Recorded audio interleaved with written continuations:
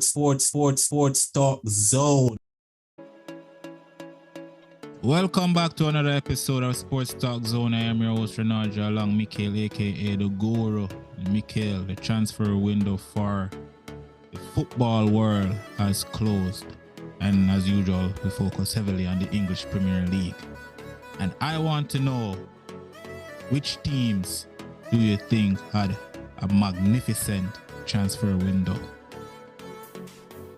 Well, first we would have to say Chelsea had the best transfer window in terms of the amount of players that they brought in and the value that they spent, the money that they spent to bring in these players. They were just making it rain in the transfer market. They were spending like it was summer.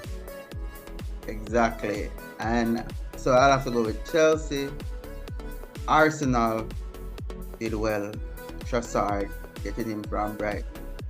And some persons might say Jorginho wasn't that well at Chelsea, but who knows? Maybe a change of environment, we see the best of him. But I'll say we saw the impact of Trossard, especially against United. So that's a plus for them. And might say Forest, but I don't think those players are far past their prime. So no, I would agree. I'm not gonna go. Even though those players are past their prime, they are veteran players who will know their role and can be of value to a team like Forest that is trying their best to stay up. So I think that is a good one. I think that's a good one. Yes.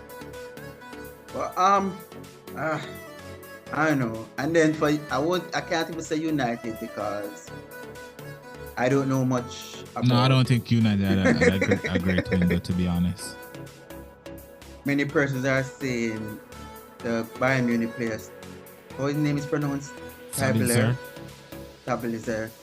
Is like, he's a great player, how he was at Leipzig, and if they get that version of him, oh, he was a great this, great that. But I've never seen him, so I can't speak on that. So we saw what Weghorst did at the World Cup, so they can't not say they didn't have. But what did I think they would be at better. The World Cup? Honestly, what did Weghorst did at the World Cup? Score goals. How many goals he scored that warrant him to be at Manchester United? Be honest. They just needed additional support. I know it wasn't like a first name to think, but I am thinking, if Manchester United is going out for a striker, right, and you're going with the intention to challenge teams like Arsenal, Manchester City, I would think you'd have to go for like a prime striker, quality top striker, one of the best, a Harry Kane like striker, not a Weghorst.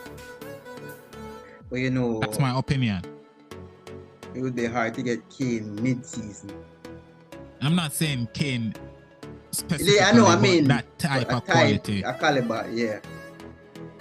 Well, I guess they were mainly focused on probably a backup striker. To who? Who would he be a backup striker? We can play Rashford up front and Martial as well. Who's coming from injury.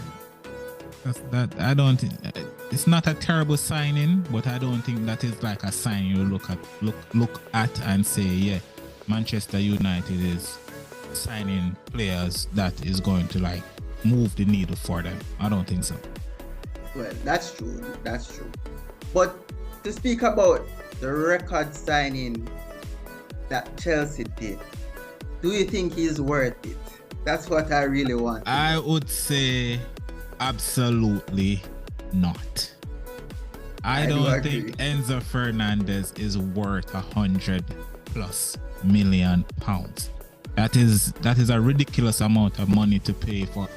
That's a ridiculous amount of money to pay for someone who I would say haven't really proven himself enough for you to put that kind of money forward. He had a good World Cup. I don't know if you consider it great. He had a very good World Cup. And that's where the buzz came from. Right? And come over into the season, and I guess Chelsea was desperate.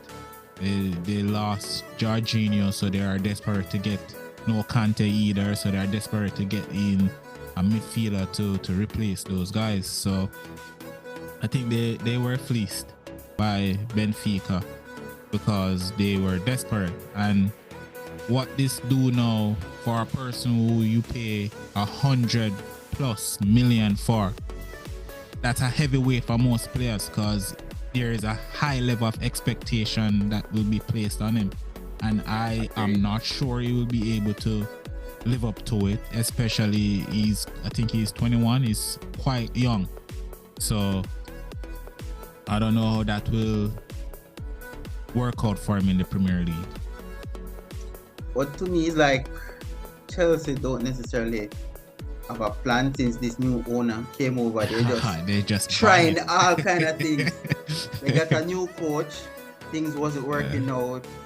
Getting rid of players. So it's like, I don't know what is happening with Chelsea. I'm seeing a lot of persons saying, yes, they have Felix, Murdoch, now Enzo. But we don't know what they look like together. So I hope, well, I guess the Chelsea fans are hoping for the best, but we don't know. And honestly, I think that if they don't get it right by even the end of the season, we're in a progressive way, I think Potter will be gone. He'll be gone. This come on, this owner is not playing. You saw what he did with what's the coach? Tuchel. You saw what he did with Tuchel. He gave him absolutely no time to get it right. And remember, Tuchel just won the Champions League. Out of here, you're not getting the results I want. So I'm pretty sure that it'll probably be the same thing with the likes of Potter. Yeah.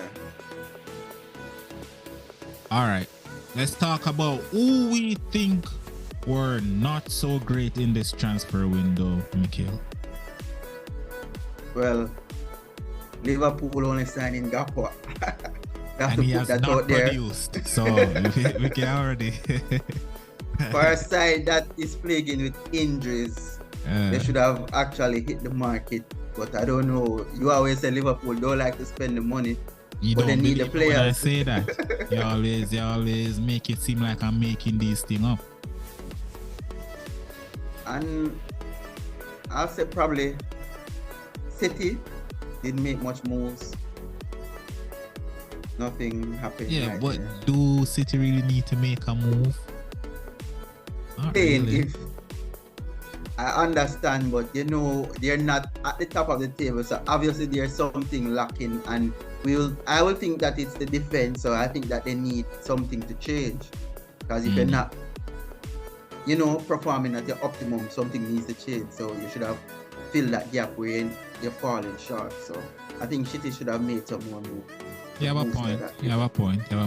I think one of the team that